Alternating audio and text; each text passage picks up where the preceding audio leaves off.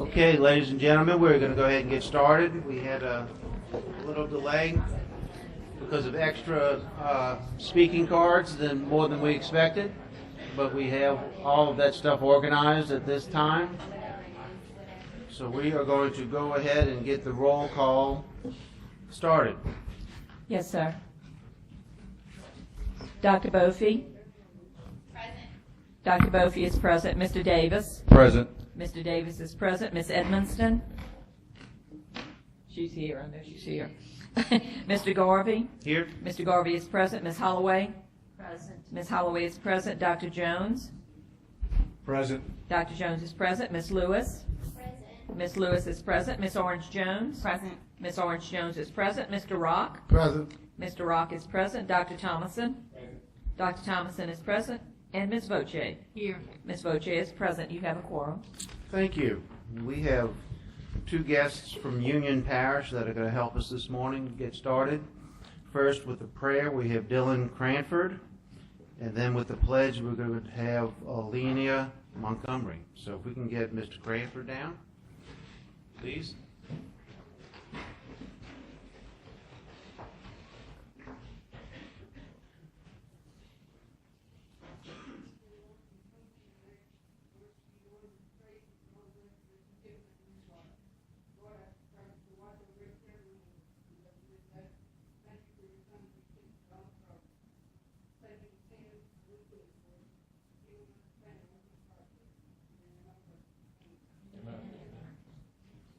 Ms. Montgomery.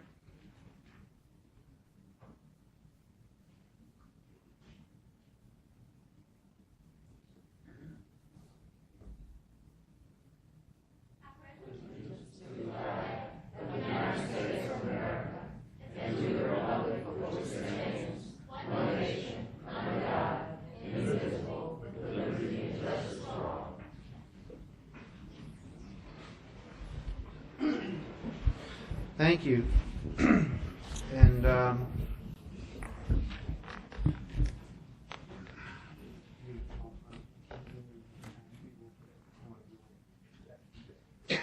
okay, we need to get an approval of the agenda, a motion to approve the agenda. Can we get that? Ms. Holloway? Second. By Ms. Bofi. Do we have any questions from BESE members on that? Hearing none, do we have any objections? Hearing none, the motion is approved. We need to get approval for the minutes from January 13th, 2016. Can I get a motion to that effect? So moved. Mr. Chairman? Yeah, I would move, and actually an amendment. So I move the board approve the minutes of January 13, 2016, amending motion 6.5.3 to read as follows. On motion of Dr. Jones, seconded by Dr. Bofi, the board denied the Type 2 charter school application submitted by Red River Charter Academy in Avoyelles Parish, as recommended by the LDE. Dr. Jones recused himself from voting on this motion. That changes the wording from the board denied consideration of the Type 2 by striking consideration of and adding as recommended by the LDE. Okay, and we have a second on that motion by Mr. Rock, and that was Mr. Davis that made the motion. Do we have any questions from BESE members regarding the minutes? Do we have any objections from the BESE members? Hearing none, that motion carries. We'll move on to a report from the state superintendent and some more information about our guests that are here with us today. Please. Thank you. Members, I do want to bring you up to speed on the budget situation that's developing at the Capitol, and I will do that in a minute. But before I do that, perhaps a more inspiring bit of news. We have a group of young people and school system employees here with us from Union Parish. I was just talking to Superintendent Cannon about the fact that I think Union is probably about as far as you could possibly get from Baton Rouge and still be within the confines of the state of Louisiana. So to show up for, maybe Ms. Voce, you're getting me on some technicalities, but I'm close. So the drive this morning for the superintendent was an early one, and I appreciate you very much being here. We have 4 student guests with us as well, however, and I want to tell you a little bit about these young men and women because it's a special group. They are here on a 2-day trip to Baton Rouge, and after they meet with us this morning, they will be going to the 4th floor of the Capitol to have a meeting with the governor. And the reason that they have that privilege is that they were driving down the road in their school bus, and Mr. Freeman, who's here this morning, was driving that bus, and I thank you, sir, for being here. They were riding to school in Farmville, and they came upon a truck that had crashed on the side of a road. And the driver of the truck was conscious, but was in deteriorating condition, and ultimately ended up in critical condition and remains in a state of rehabilitation now nearly 2 months later. These 4 students who are participants in the state's Jump Start program, 2 of them, for example, pursuing NCCR welding credentials, one the culinary pathway, but all have been CPR certified. They stepped out of their bus when it pulled over. They went into the vehicle. They stabilized the condition and the body temperature, which was deteriorating for the driver, and they helped to save the driver's life because of their credentials. We wanted to welcome them here today. We wanted to thank you for your service and know that your education and the kind of people that you are is a great blessing for our state. They are in order. If you'd stand and be recognized, and please remain standing when I call you, Joshie Island, who is a freshman, Dylan Cranford, who's a sophomore, Elania Montgomery, who's a junior, and Xavier Harper, who's a graduating senior. If you all would please join me in giving a round of ovation to these heroes.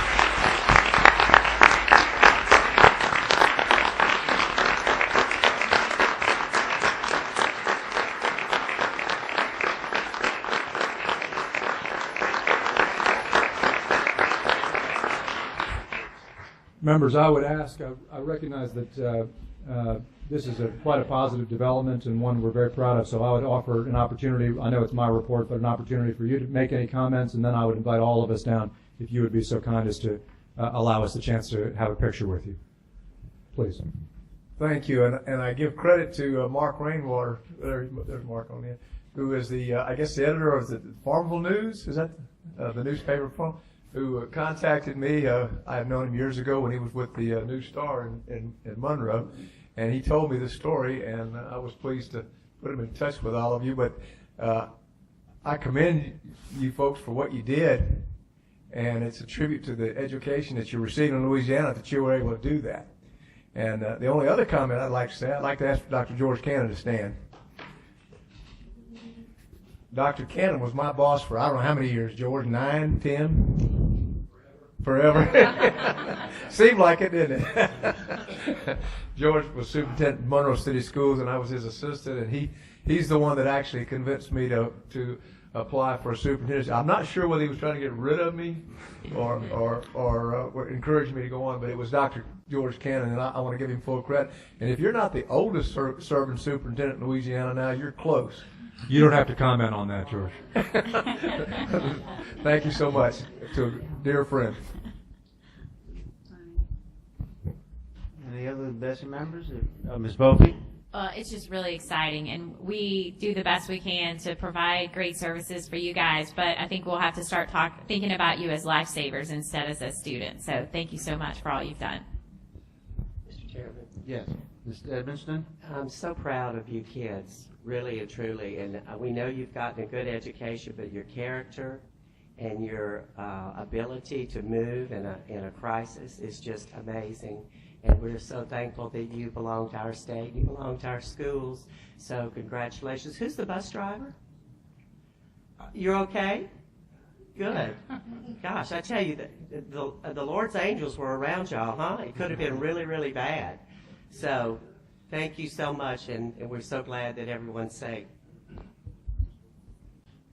Well, we're going to go down and take some pictures, and maybe at that time, if any of the students would like to say something, we can hear from them at that point. Good. Will you all come up and join us for a picture first? Group speak. The group has asked Elania to speak on behalf of the group, just to share a couple of thoughts about what the experience has meant to the group and what they take away from it. So with that, I'll give it to you, Elania, and thank you for speaking.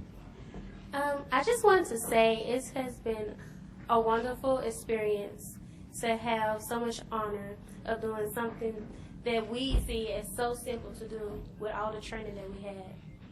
It was for me, really not a big deal because the experience, it was just something that I knew and I was natural to it.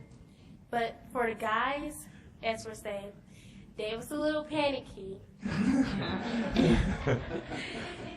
So I had to be the nurturing spirit and keep them all calm for the whole experience.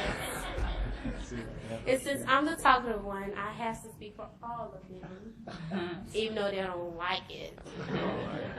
But I wanted to thank you all for voting for the CPR training in schools. I think all students should take it, and not just certain students who want to take it. All students should have it, because you will never know when you have the experience. This is a life crisis, and I think everyone should be prepared for it, and not just certain people. That's all. Thank you, guys. Thank you, Elaine.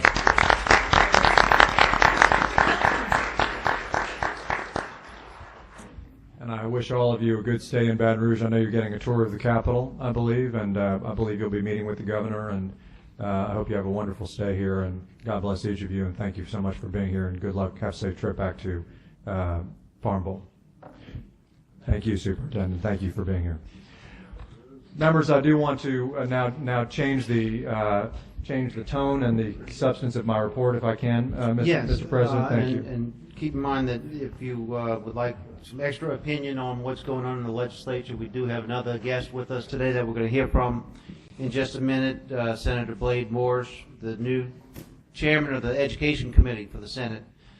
We'll be hearing from him in a minute, but he's here to help you if you would like. That sounds good, and I need all the help I can get, so why don't I give a brief update on the budget circumstance, and Senator Morse certainly knows more about it than I do if he cares to share he on that subject or anything else. I'm very much looking forward to working with him as the new Senate Education Committee chairman, and he should certainly share any comments he has as well. Members, there are two challenges in front of us from the budget perspective, and I think it's important for you, largely not just because you set education policy for the state, but because you oversee this agency. And so I want to draw a distinction for you between the funding that goes to schools and the funding that funds this agency. They're two different things. They're handled in one big budget, but the legislature treats them differently. Just for context, the MFP over the course of the Jindal administration had an increase, but over that 8 years, it was an extremely modest increase, and generally education per capita funding remained flat. There were modest increases. It roughly has kept pace with a slow rate of inflation, but it has been a modest increase, especially given increases in the obligations that school boards have to the retirement system, which is really what has been the large financial change. This current legislative special session is first dealing with the gap that exists mid-year. So we're 2/3 of the way through the fiscal year, and there is a gap of nearly $1 billion in the state budget, and the legislature is trying to address that problem. There was some consideration on the House side of cutting the MFP payments to public schools. That was rejected, and instead was replaced with something you probably read quite a lot about, which was a very large cut to private schools and to this agency. And so essentially what would have happened is to take the remaining $60 million that the department gives to pre-K programs, private schools, and that funds its own operations, and to cut $52 million of that out. That's what the House sent over to the Senate side. And as you know, very often there is a negotiating between the two chambers that results in these things. But the public schools were protected in that.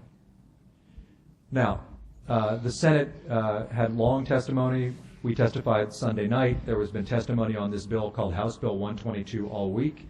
And the Senate yesterday stripped that amendment off and basically said to us, you have to take an additional $2.2 million out of your budget. In the time that I have been superintendent, our general fund expenditure to run our agency has gone from $60 million to $35 million. With this $2.2 million reduction, it takes it between $32 and $33 million a year. So I give you that context, not really because I think it's a good thing or a bad thing, but it is a very different agency from what it used to be. And so when you have the 8G budget come in front of you, for example, you will note we are paying for core expenses like testing out of 8G now, because there is essentially general fund left only to pay for 90 staff and testing. That's really almost all the general fund in this agency goes to any longer. 90 staff and testing. That's essentially all the general fund goes for. Now, there's a lot of federal funding that comes into this agency. There's 8G funding that we push out of this. And so, but largely, most staff in the Department of Education are funded federally, and many of our programmatic expenses, the allocations that you approve, are federal. LA4 is almost entirely a federal program now. There is almost no state money left in LA4. I share all of that with you mainly to say that, therefore, we are trying in the legislature to hold on to what is ultimately a very small amount of general fund going to a very limited amount of expenditures here in the Department of Education. It seems to me like, with the reduction that was proposed by the legislature yesterday, there is a way of doing that for the fiscal 16 year. In other words, I'm concerned, but I do not believe that core services will have to be cut because of the reduction that the Senate has told us we have to make this year. There will be, however, schools hurt. And you're starting to see this. This is the first time in my time here that you're starting to see schools being threatened with real cuts. And the reason is that the only way we can see to fund that cut that the Senate has made, and I'm talking to schools later today, is through a cut to reimbursements received by private schools. So essentially, I don't see any other place to go than to cut some of the reimbursements that go to private schools. And I can talk about why if that's helpful. But what you're starting to see is schools, and certainly Superintendent Rock, you'll be very aware of this, schools are starting to feel some of this as well. So then fast forward to next year.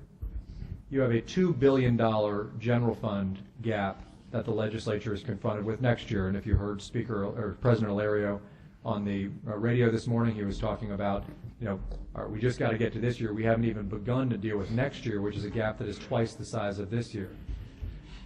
I'm a person who believes that government should be lean, and that actually that's good for us. It disciplines us around doing core things, and we do 5 things: high expectations, early childhood, post-secondary pathways, preparing educators, and trying to transform low-achieving schools. That's all we do, and that's been good for us. I do think there reaches a point where you're talking about furloughing staff, you're talking about significant layoffs, you're talking about not even being able to do core things, and perhaps most important, you're threatening schools. That's a line you cross that is not about bells and whistles or government fat. It is about essential services. And when you realize that we are now at a point where as an agency we are literally spending only half of what we spent when I came in, that is a significant thing, and just something that I think you need to be aware of. We will keep you apprised of it.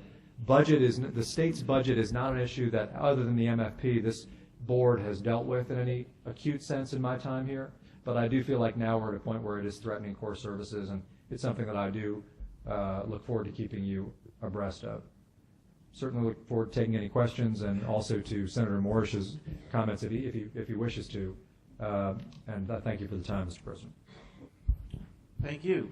Do we have any questions from BESE members? Well, I just want to tell the superintendent that I think it's very, very important that you do keep us abreast so that we can, keep our constituents abreast, and because I really do think input from the public is extremely important in this trying time of money. Can I just ask about a couple of things that you said to make sure I'm right?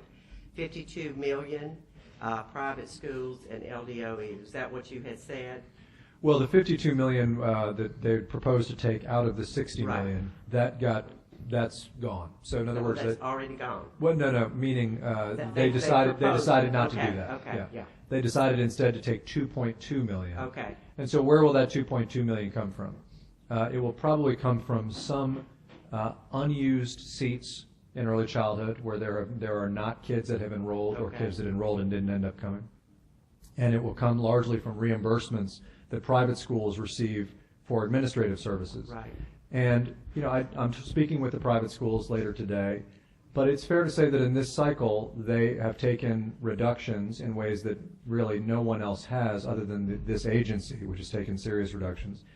And as we go into next cycle, I think we need to really focus on keeping all schools, non-public, charter public, and traditional public, as well as LA4 programs, child care programs, Head Starts, aware of how this budget situation impacts them. Because I think largely schools have been protected over the last 8 years, but I am worried about what's going to happen in the next in the regular session. Thank you. Mr. Chairman. Yes, Mr. Jones? Superintendent White, one of the things I think is the most dangerous in a time like this is to put out bad information. And several of us, I know, for example, I'm meeting with a group of superintendents next week.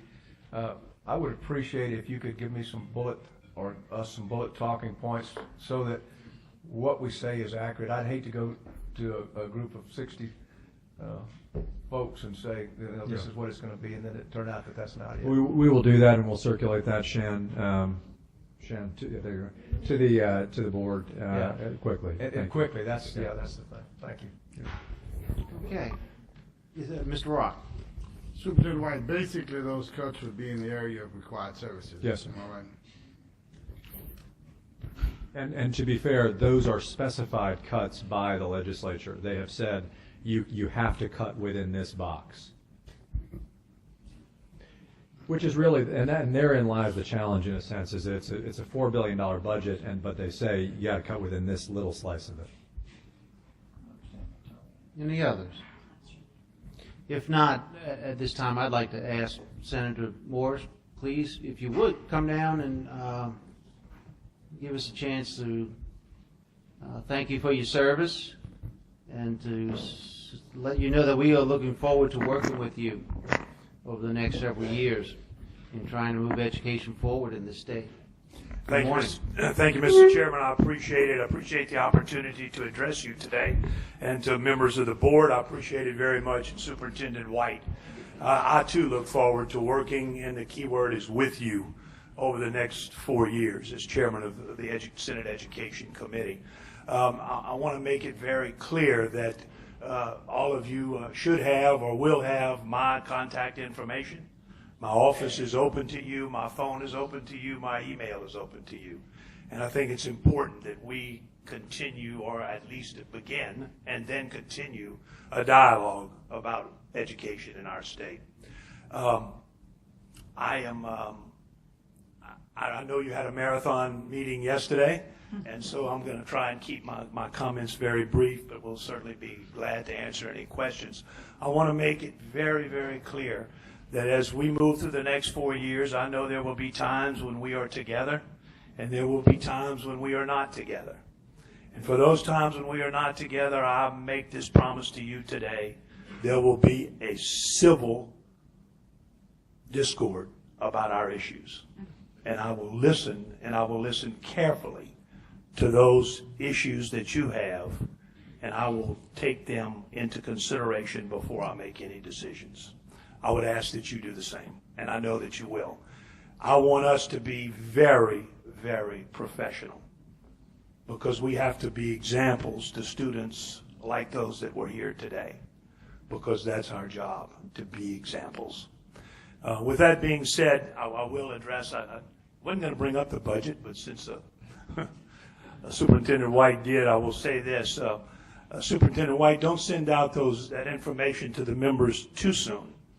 We still have till Wednesday, and as you know, things can change quite dramatically over there, and I hope that they do, and I hope that there's a possibility that that $2.5 million could be restored, and so I hope and I pray that actually happens. I think what we needed to do yesterday was actually to get a bill out that showed that the Senate was willing to make some cuts, but that we also had to restore that $51 million that was essentially going to lock the doors on this building.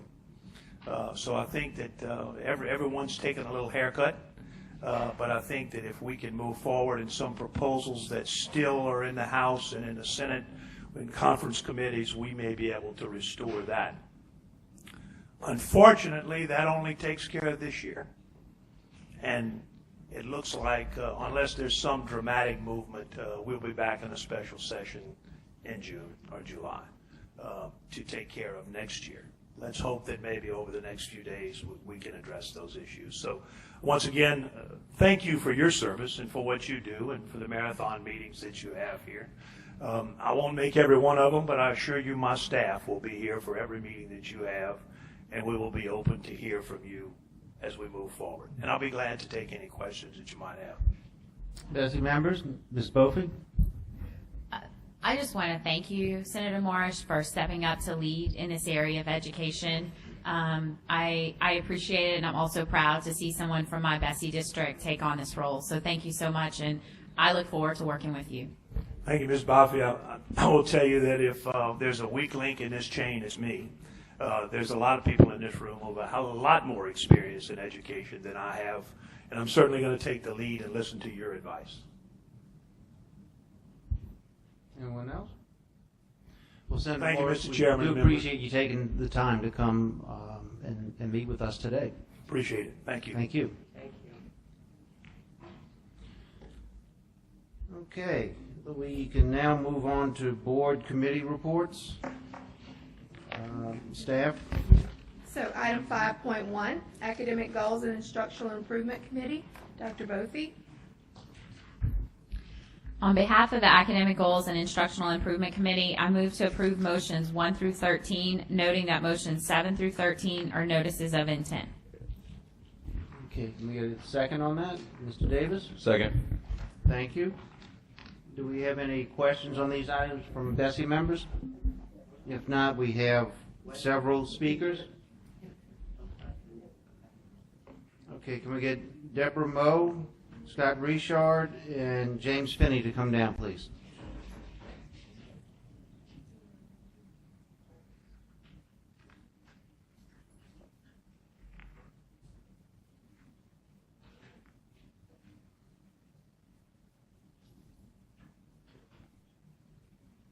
Okay, Ms. Moe.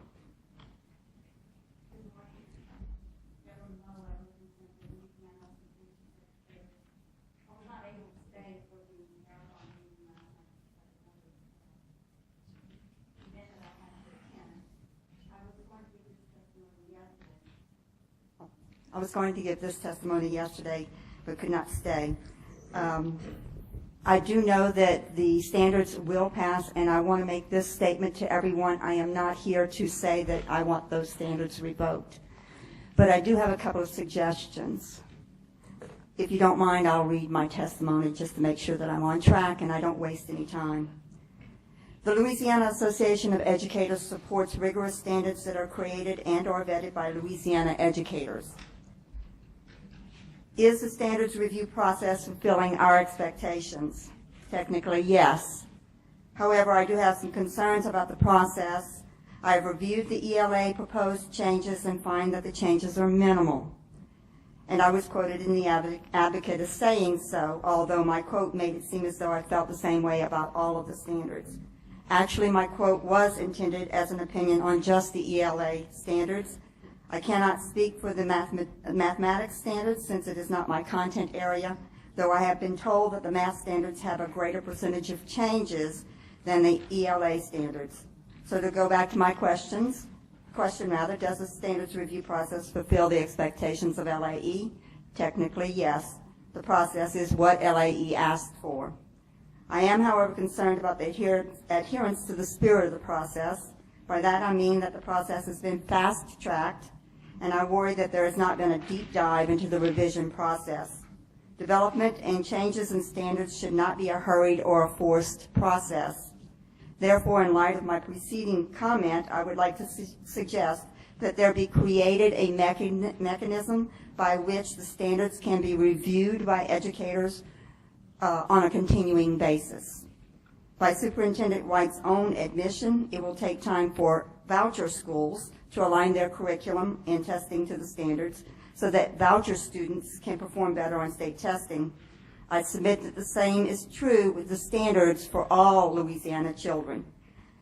Therefore, my second recommendation to you for consideration is that the testing of the changed standards be suspended until the 2017-18 school year. To test students on standards that were changed at the end of the 2016-17 school year would, in my opinion, be premature and unfair, given the need to prepare curricular changes, create resources for instruction, as well as the need to train teachers on the changes in the standards. It would be unfair to students and teachers to hold them accountable for standards that would be hurriedly implemented and perhaps unevenly taught. One of the major reasons that Common Core State Standards in its original format did not succeed was the hurried implementation schedule, and by that I mean putting all the standards in all grade levels in at once and pulling the second transition year. The standards were pushed down upon students and teachers in the schools without the proper time to train teachers and provide the needed resources. Let's not repeat the mistakes of the past. As a mentor of teachers, I often taught beginning teachers to go slow in order to go fast later.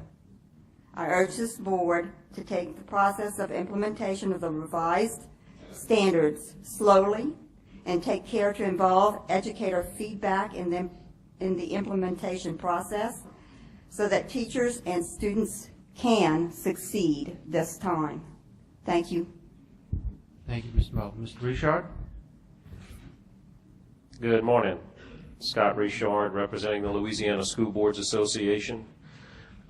You should have received a pink-colored or peach-colored handout in regards to the comments provided to you today from the School Boards Association. I know for the new board members, the tremendous amount of materials that you have to sift through for a BESE board meeting can be a bit overwhelming. So I thought it was important to provide you with this specific document that highlights a lot of the testimony you heard last night and here again today to reiterate the importance of this particular page of the document from the Standards Review Committee that was approved overwhelmingly in regards to a motion relative to the implementation of the new standards, which is it's unfortunate that Superintendent Lejeune from Jeff Davis Parish last night got cut off on these respective comments. So hopefully we can regroup today and make the point again to you to stress the utmost importance of getting this right this time for all of our citizens in Louisiana to make sure we have good Louisiana standards in English language arts and math, and that we have a complete set of standards that everybody is fully aware of so we can get it right. The recommendations that are on the sheet are just as important or more important than the tweaks to the standards themselves. We look forward as a School Boards Association working with all the various education stakeholders that comprise public education in Louisiana to a very robust Administrative Procedures Act process, whereby that process is fully implemented. Full implementation of that process will ensure or hopefully put water on many of the political issues surrounding the new standards that we've had to deal with over the last several years. And we hope that the APA process is followed by the letter of the law, and that we have time in our school systems to make the transition to new standards, and that in 17-18 we can commence with full implementation of those standards in a complete, even-handed, and effective manner. Thank you. Thank you. Mr. Finney? Good morning. My comments are with respect to the work of the Accountability Commission. For school grades to be meaningful, they should attempt to quantify educational improvement that individual students attain from year to year. The current methodology measures poverty very well and does nothing to measure year-to-year educational improvement for individual students. Although there are suggestions that that's what the progress points do, without transparency there is no accountability. So I would recommend dumping the school performance score system completely and starting from scratch. Thank you. Thank you. Okay, BESE members, we have a motion on the floor. Do we have any questions from any members? Ms. Boucher? The motion on the floor having to do with the standards is to approve the standards, which I'm in full support of. But I do think, as we, as the statement I made last night, it is extremely important to listen to the stakeholders. I've had extensive conversations with Dr. Sanford, who chaired the committee, with many members of the committee who stressed to me how important this implementation timeline is, and that if we want full buy-in and support and success, that we have to have the commitment from the teachers and the educators involved that they feel they've got the companion documents, the training that they need, and on day one, they're ready to go. So I would just ask us to be cognizant of that as we go through the process, because I think there's every person who's sitting up here, including, and then all the educators out there, want to make this work and make it work well. So we do need that dialogue, and we do need the buy-in on the implementation schedule for this. So I would ask that we definitely make that a major consideration. But I am in full support of the motion to approve what we did yesterday in the review standards. Thank you, Ms. Bochet. Points well made and well taken, I believe. Any other BESE members? Is that Mr.? No, if he hadn't asked for it. Right. I'm getting ready to right now. Okay, do we have any objections to the motion? Ms. Edmiston? Yes. Okay, hearing no other objections, the motion carries. Next item. I need to clarify that Ms. Edmiston wants to recuse herself on motions 10, 11, 12, and 13. Oppose, I'm sorry. 10, 11, 12, 13.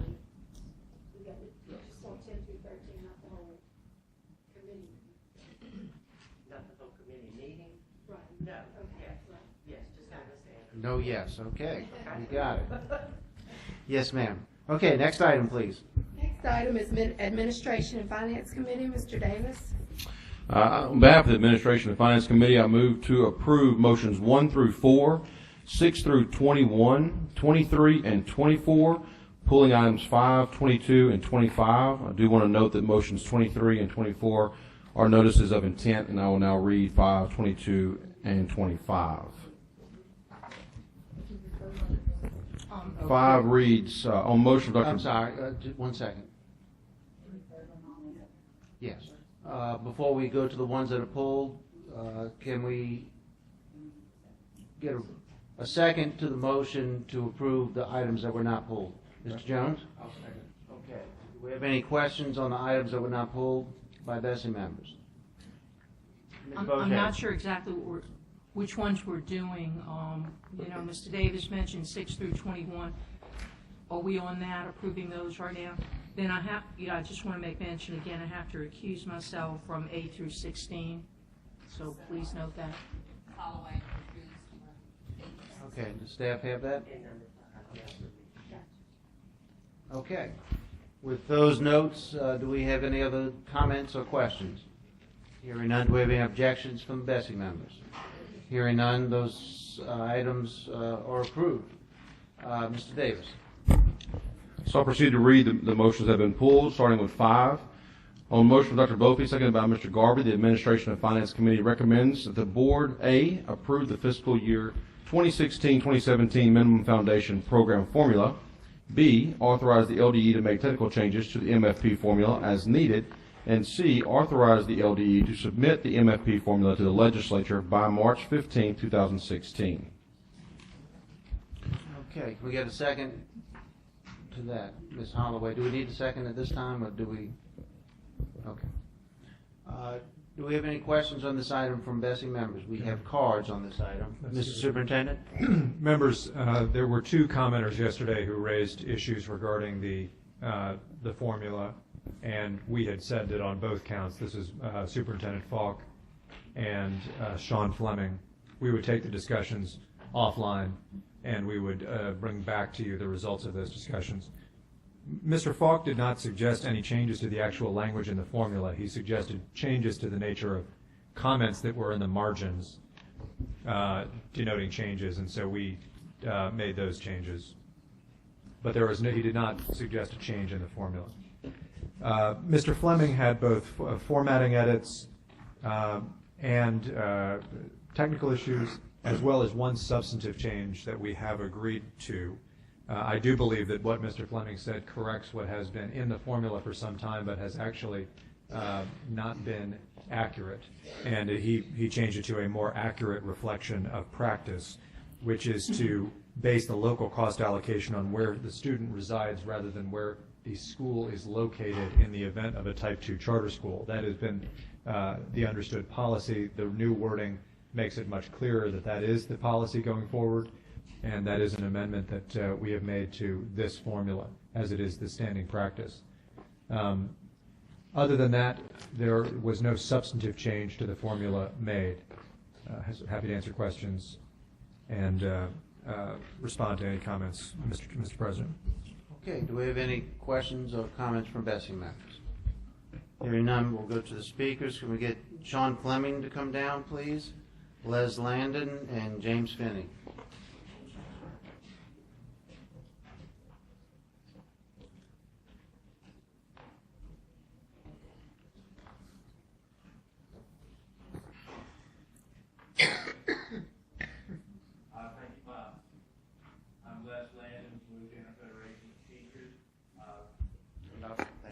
I'm Les Landon with Louisiana Federation of Teachers. Yesterday was long, so I promised to be brief.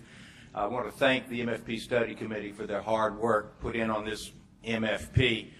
We all know that it's not ideal, that it's a standstill budget, but it is the best that we can do in a most challenging year. At least we're not moving backwards. We appreciate that the formula memorializes last year's supplement to maintain raises for teachers and other important services. So while there are no champagne corks to pop, at least maybe we can have a good cold Barks root beer. Thank you. Thank you. Mr. Fleming? Thank you, Mr. Chair and members of the committee. It's important schools get their money, and I do not want to derail them getting their money. The problem before us, and has been here for a while, and there have been lawsuits.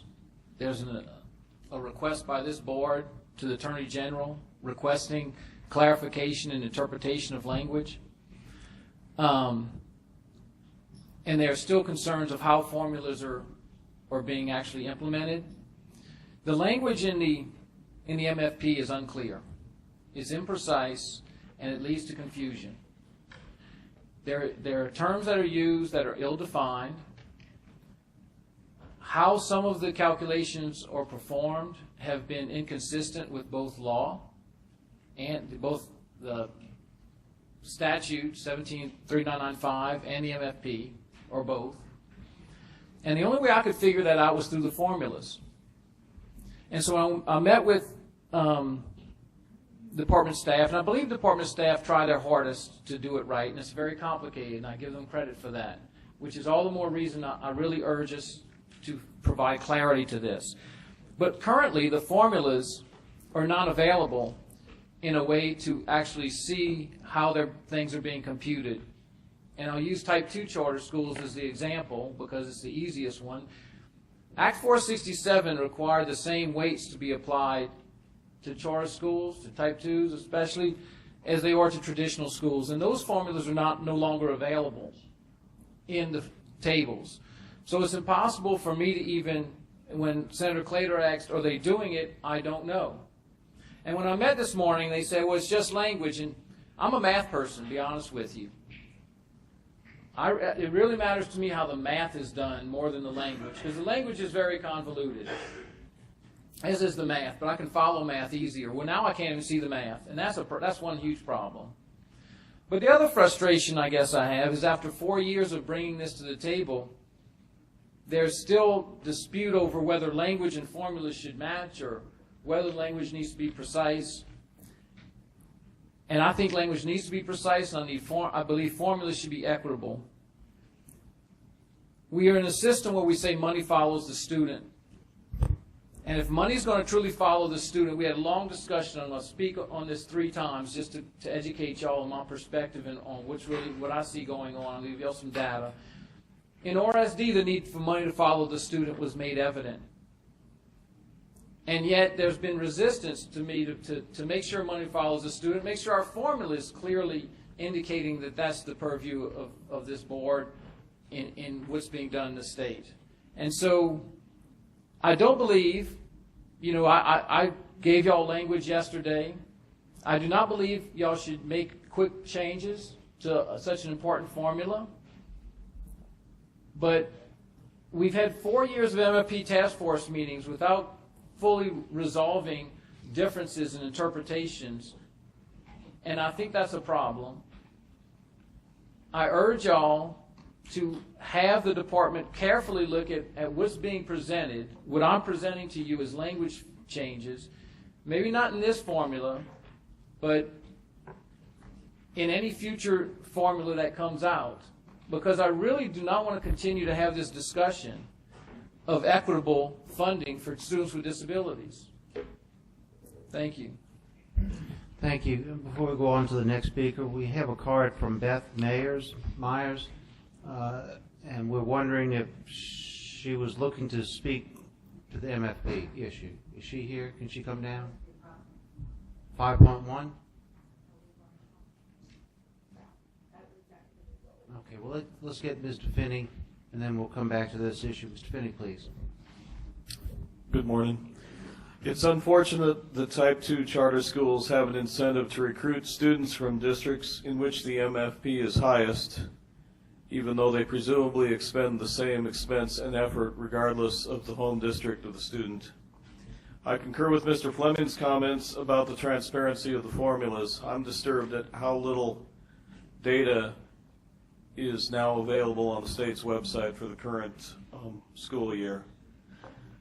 Furthermore, in the past week, I've had multiple Type 2 charters refuse to tell me from which districts they are pulling students in the current school year, and at least 2 of them have cited advice from this department for their refusal to acknowledge where their students, in which district their students live. That lack of transparency and the accountability that follows transparency disturbs me. Finally, I don't think there is anything fundamentally that justifies the MFP being as complicated as it is. I have 3 degrees, 2 of which are in math, 1 is engineering science, and I'm starting to understand how MFP is constructed. It's a mess. It needs to be reducible to 1 spreadsheet that anybody with an 8th grade education can understand, and there's no excuse for it to take 12 spreadsheets, each of which has 30 or 40 tabs. Thank you for your time.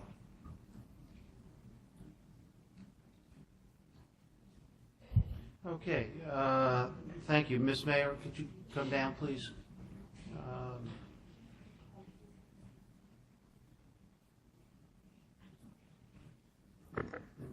Good morning. Thank you for, Yes, ma'am.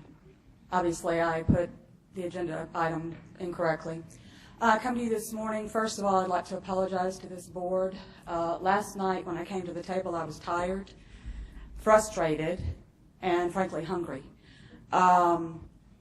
And when I got home last night, I received a phone call that I had lost a very dear friend yesterday. And it put some things into perspective for me after having watched yesterday. First, I need to apologize to the people that asked me to come here and speak for them because I allowed credentials. We started throwing credentials around yesterday and hitting each other in the head with them.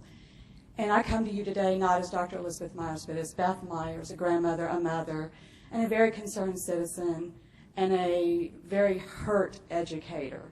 Again, I tried to say last night about my perspective, and my perspective is this: as an educator, as a parent, as a grandparent, and as someone who has delved into the history of this state, having gone back and been a researcher and know, and I have this bigger picture, I think, that I get frustrated when other people don't see it.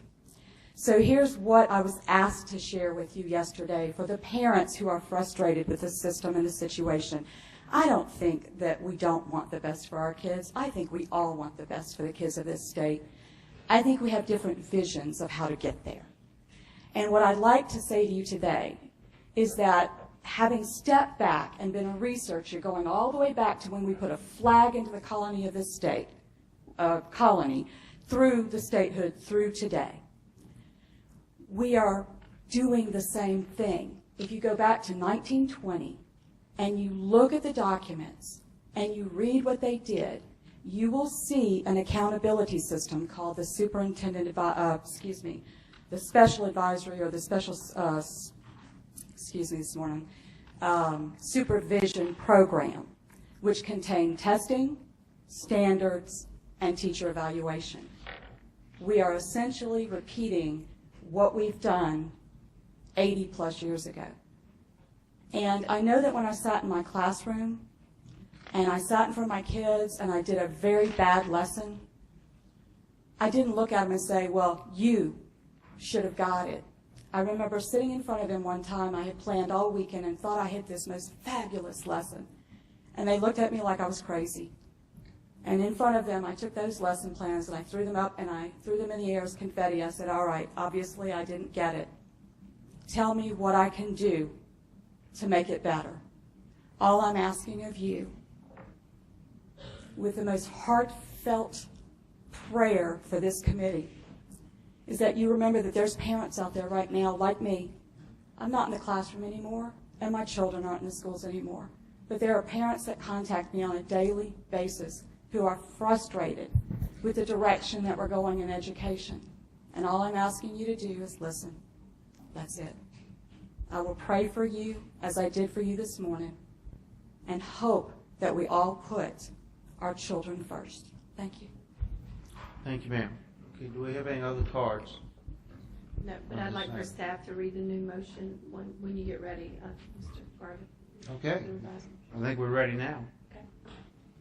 Okay, so the motion on the floor is on Administration and Finance, motion number 5.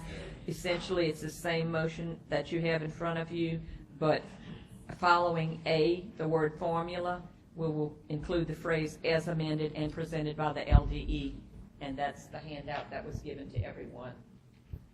Okay. Do we have any questions on that issue?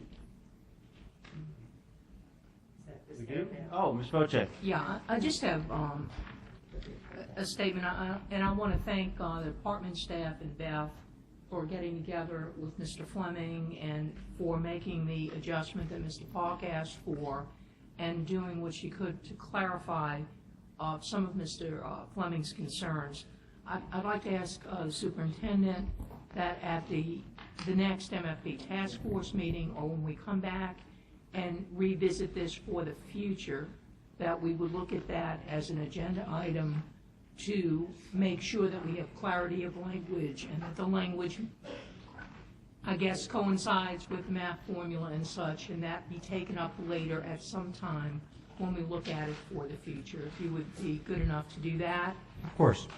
Well, okay, thank you, and, you know, obviously I'm in full support of this motion. Do we have any other questions or comments? Hearing none, do we have any objections to the motion? Hearing none, motion carries. Next item. I'm going to read motion 22 now.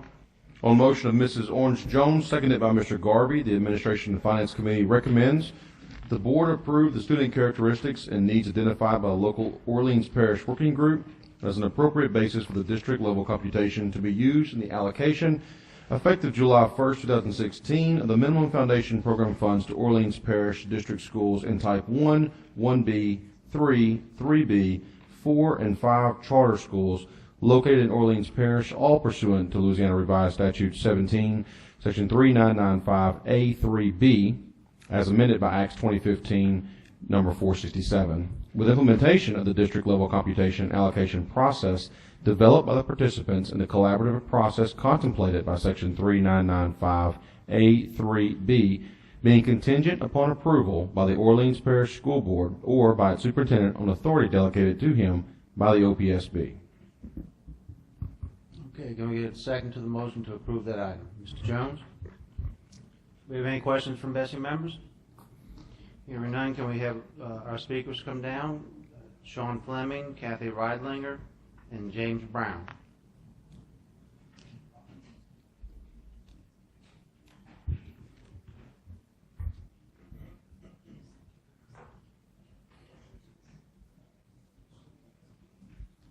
Mr. Fleming? Thank you. I'm Sean Fleming. I'm with Louisiana Developmental Disabilities Council. I don't think I introduced myself properly previously. Can you hear me now? Thanks, sir. It was interesting.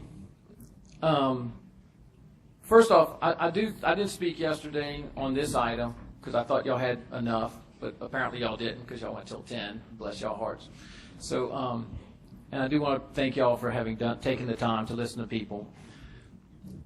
But you know what happened yesterday was when schools were given something they should have never been given to begin with, and then the rules were changed. And Act 467 did two things. One, there was a paragraph in there that allowed Orleans Parish, because it is in a unique situation, to differentiate its funding further as it saw fit. But you know, the same issue and the same disparity in funding has been going on and is going on in Louisiana, in my understanding today still. And it speaks to when programs are rolled out without consideration of kids with disabilities. And I had the pleasure of hearing a principal from down the bayou, down Lafourche, and he described how he runs his school. He says, I make sure all my programs and all my people are in place for my kids with disabilities who need the most. And he goes, and the rest seems to fall into place. And you know, when ORSD was created and our state decided to go to this whole school choice model, as we roll out other initiatives, kids with disabilities tend to be an afterthought. And it results in programs being set up for the average. And then when you try and change it, you get a lot of resistance. And what y'all saw yesterday from the people who were resistant, they weren't resistant to if you would have told them the rules to begin with. These are the rules. These are the rules for all kids, for all, really all kids. You wouldn't have had any resistance. They would have said, that's the rules. We figure out how to work within those rules. They might say you won't get any resistance. You probably would still get some people complaining a little bit, but not as loudly. But last year, when Act 467 was in play in the legislature, some of the same players and some of the same issues, they were worried that they were going to lose money, and the argument was very simple. You're not losing anything. Because I did the math. And what 467 did, Act 467 of last year, it said use the same weights in charter schools as you do in traditional schools. Not the differentiated formula for the rest of the state. Just use the same weights, and y'all saw all that. Well, some schools this year one school got $758,000 less than it would have if the average were applied. On average, statewide, the 25 Type 2 schools lost on average $225,000 than what they would have gotten if we'd have used an average. Of course, kids aren't average. They range. I did the math because the average is $8,618 or somewhere around there. That's about 26 kids, average kids. And that's just the state share. That's not the local share divided up according to weights. So per school, on average, they were getting the money for 26 kids that, weighted-wise, they weren't serving. And so I'm just going to put this out there as we move on, because the council, the parents of kids with disabilities, continuously see programs rolled out without consideration of kids with disabilities on the front end. And everything y'all do, I'm just going to ask that you think of what you just went through and whether you want to have these long nights, which I'm willing to stay here with you, and I'm grateful y'all had them. I'm grateful y'all heard people, but it's really unnecessary if we do the thinking on the front end to include all students. Thank you. Thank you, Mr. Fleming. Mr. Brown? If I could ask the committee, we had a little trouble where we were sitting hearing the first part of the motion. If I could beg your indulgence to reread the motion as it was written, if I could ask for that, I'd very much appreciate it. Could you do that, please? On motion of Mrs. Orange Jones, seconded by Mr. Garvey, the Administration and Finance Committee recommends that the board approve the student characteristics and needs identified by the local Orleans Parish Working Group as an appropriate basis for the district level computation to be used in the allocation effective July 1st, 2016 of the minimum foundation program funds to Orleans Parish District Schools into Type 1, 1B, 3, 3B, 4, and 5 charter schools located in Orleans Parish, all pursuant to Louisiana Revised Statute 17-3995A-3B, as amended by Acts 2015, number 467, with implementation of the district level computation and allocation process developed by the participants in the collaborative process contemplated by Section 3995A-3B, being contingent upon approval by the Orleans Parish School Board or by its superintendent on authority delegated to him by the OPSB. Thank you. I appreciate that. I'll simply refer to my comments from yesterday. Thank you, Mr. Chair. Okay, thank you. Ms. Reidlinger, are you passing? Thank you. Okay, that's all the speakers? Okay. We have a motion on the floor. Do we have any questions or comments from BESE members? Hearing none, do we have any objections to the motion? Hearing none, that motion carries. Next item. Mr. Davis, we have one more motion here. Number 25, on motion of Mr. Garvey and seconded by Mr. Rock, the Administration and Finance Committee recommends that the board receive the report regarding the BESE LDE legislative protocol. Can we get a second for that item? Ms. Jones, thank you. Do we have any questions from BESE members? If not, we have a speaker, Mr. Scott Richard.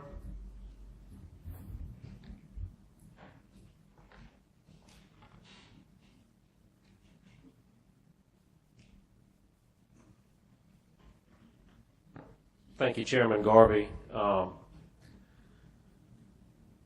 Regarding this item, in the spirit of legislative protocol and collaboration and cooperation with all stakeholders, with local school board members, state school board members, the legislature, and most importantly at this point, the governor's office, the executive branch. From the school board's perspective, we think it's very important that we try to foster good relationships, and as Senator Morrish said earlier, sometimes we're going to disagree, but it's civil disagreement and professional disagreement.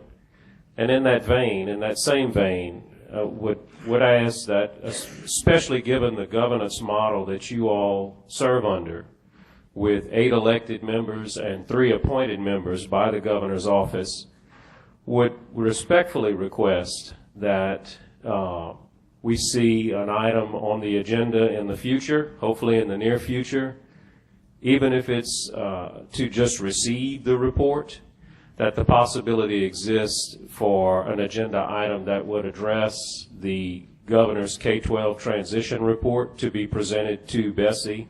As I said, even if it's just a receive report, just to ensure that all members have had a copy of that report, because it does present some significant legislative issues that will likely be dealt with on a daily basis in the coming days across the street.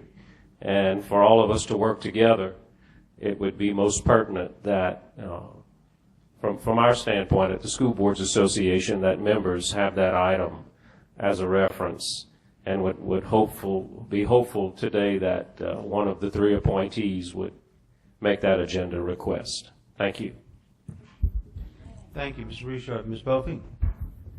I was able to find the report. I'm not sure if it's been sent out to the board members though. Shan, is that something that?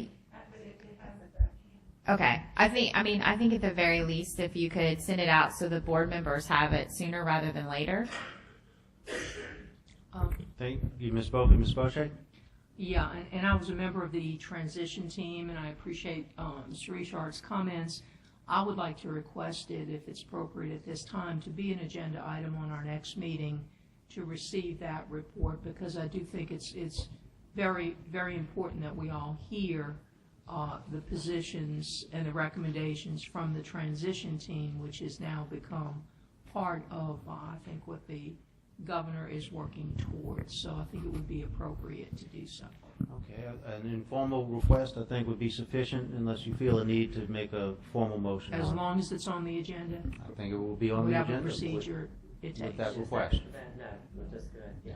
Okay, great. Mr. Jones? But we will receive the document before so we'll have a chance to study it before the. And may I ask, also, any agendas or minutes of those meetings would be helpful if those could be circulated as well. Okay, staff, we have that? Okay, great. No more speakers. We have a motion on the floor. Any objections to the motion?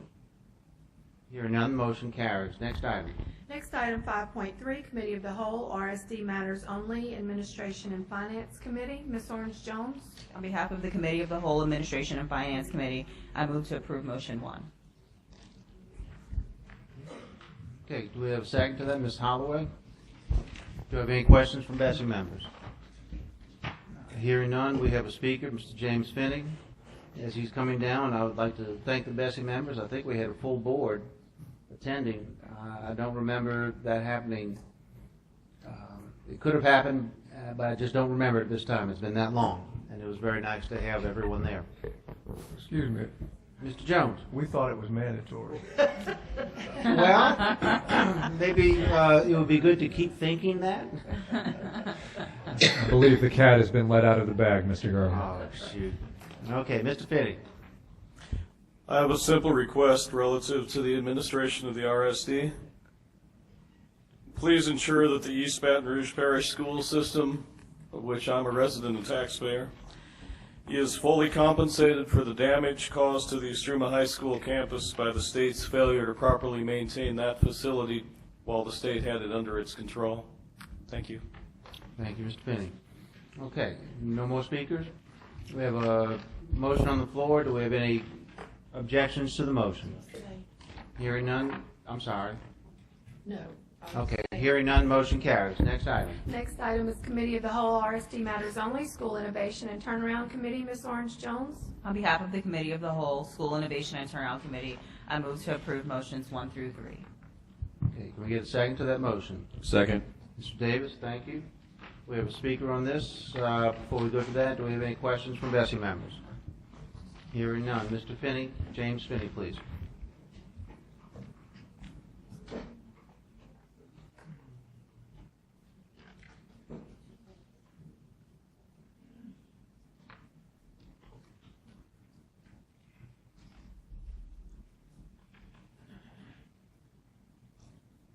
Thanks again. The premise of the RSD is to take over and presumably fix in some way schools that have been declared failures. Operating kindergarten charters on a middle school campus violates that premise. So does having an elementary school expand to middle school grades when they're occupying a failing building that does not have the capacity to handle the grades that the operator would like to be able to serve. So BESE has an obligation to oversee the RSD and prevent this kind of rampant mission creep. The Recovery School District is doing no favors to the students or the taxpayers of East Baton Rouge Parish. It is making public education more expensive and more complicated than it needs to be, and it's your job as a board to prevent that from being the case. Thank you. Thank you. Okay, we have a motion on the floor. Do you have any objections to that motion? Hearing none, motion carries. Next item. Next item, 5.5, Educator Effectiveness Committee. Dr. Jones.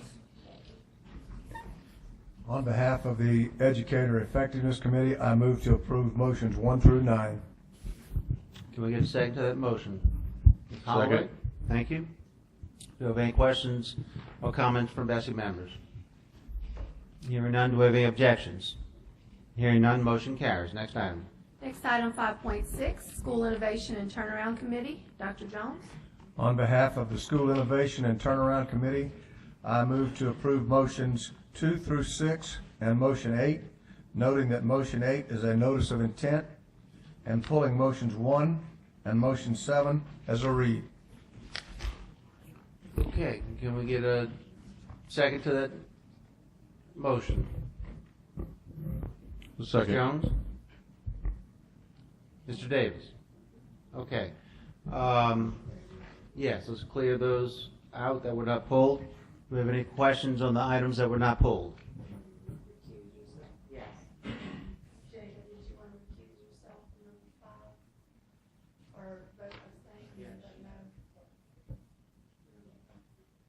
No. Which is it? Vote no, or is it abstain? Vote no. Okay. Ms. Jones? Vote no. Vote no. Yeah. Okay, with those notes, do we have any other objections to the motion? Hearing none, that motion carries. Let's go to the items that were pulled, please. I read item 1 on the motion of Mrs. Holloway, seconded by Mr. Davis. The School Innovation and Turnaround Committee recommends that the board receive the Louisiana Non-Public School Choice 2015 Annual Report. Okay. Can we get a second on that item? Ms. Jones, thank you. We have any questions from BESE members? Hearing none, we have a speaker, Mr. Scott Richard, and Mr. Sean Fleming. And we have a card from Mr. Finney. We're not sure if it's for this item. Waving on that, thank you.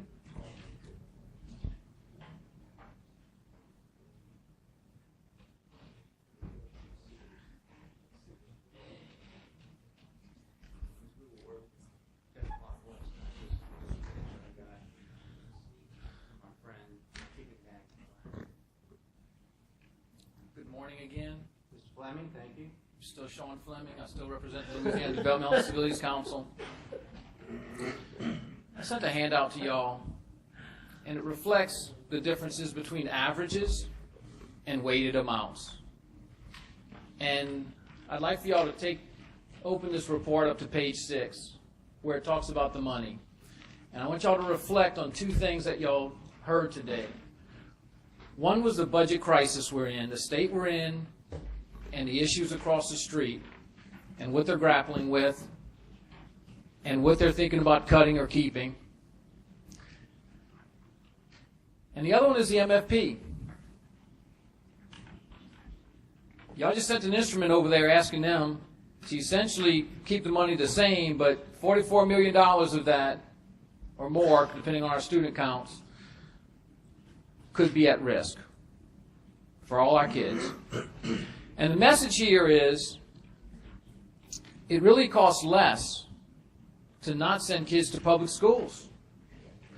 But the conversation yesterday didn't fully explain what goes on in the private schools. The first thing is they have to accept kids, but they certainly don't have to serve kids with disabilities. And they can kick kids out however they want, and they do. And we know private schools serve much, much, much less rates of kids with disabilities. So how much does it cost? So I would like, there's a lot of numbers. I'm going to make it simple for y'all. The first one is the 14-15 charter school allocation. I want you to go all the way down on the second or the third column, and it's the state share is $4,480. You'll see that? You got it? Go to the 15-16, and this is the state share, but you don't see an average because Act 467 said break it up. And what you have is a base rate. And to get the average, you would have to take that base rate and multiply it by the weighted count in the MFP, which is about 990,000 kids. And you would get, if you did that, you would get about $4,500. And the department staff can confirm this. This is the issue. The math in here is using an average. But they're not serving what I would deem an average kid because they're not serving the full range of kids. So the way I would do the math is I would say, well, I would take the base rate. And Superintendent White was right. It's means-based. So kids in there probably would get the $500 too. But it's nowhere near the $4,500 of the average. And the issue is this. You're combining that $4,500 along with the, if you take, go back to the, either page, you could flip over this page, has the state share, the local share. It's about 47 on this one and 41 on this one. What they're doing is they're combining, and they're saying the state share and the local share, that's your average cost of $8,854.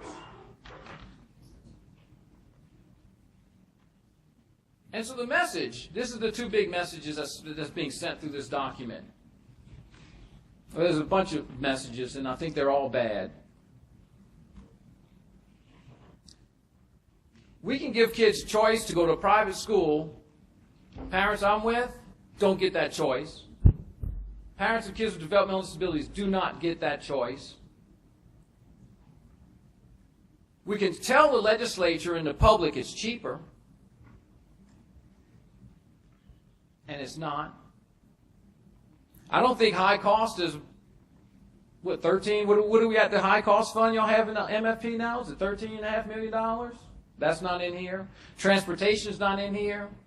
Special education identification is still the responsibility of the school system of all the kids going to those private schools. So there are other costs that Ms. Wojcicki and others had mentioned yesterday. There's a false message, and it's a very, very bad time for that false message. Extremely bad time. As it relates to achievement, kids with disabilities, by definition, have conditions that adversely affect their academic performance. And so, schools that tend to serve less kids with disabilities tend to have higher school performance scores. And so when we're making comparisons of private schools, any private school, I don't care if it's a voucher school or otherwise, we're not comparing apples to apples. And I always think they should start off not from, comparing them to all kids in all schools, when all kids really go to all schools, but not all kids are going to these schools. We're sending some very dangerous message at a very dangerous time. You're sending over an instrument asking for money. The state does not have money for this year. It does not have money yet identified for next year. And I ask you to require the department to at least put in what the cost of those students would be, as they have been doing, as they've been required to do through 467 with charter schools. At least do that. Thank you. Thank you. Mr. Richard. Good morning again. Scott Richard, School Boards Association.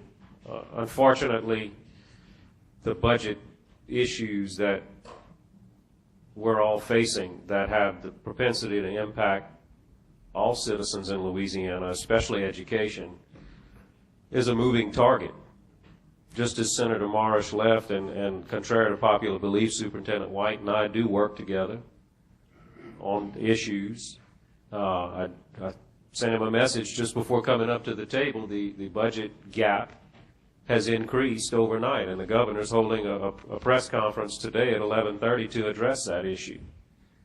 That puts us all back into the mix, and it's vitally important to the public and the citizens that we all serve that valid and reliable and accurate information is put out to them, and especially to legislators, so there's full understanding and transparency in the way we report information.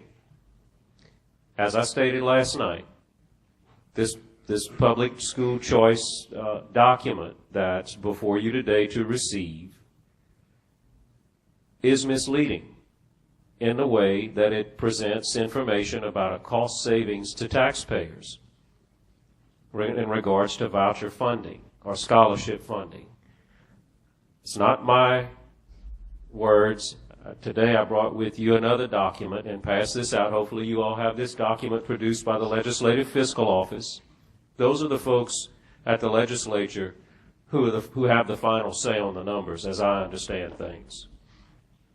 If you flip to this is on the legislative website, If you flip to the last page, the highlighted portion of the handout, it's very clear in regards to the scholarship program, the reference to it, and the most important part is the highlighted part.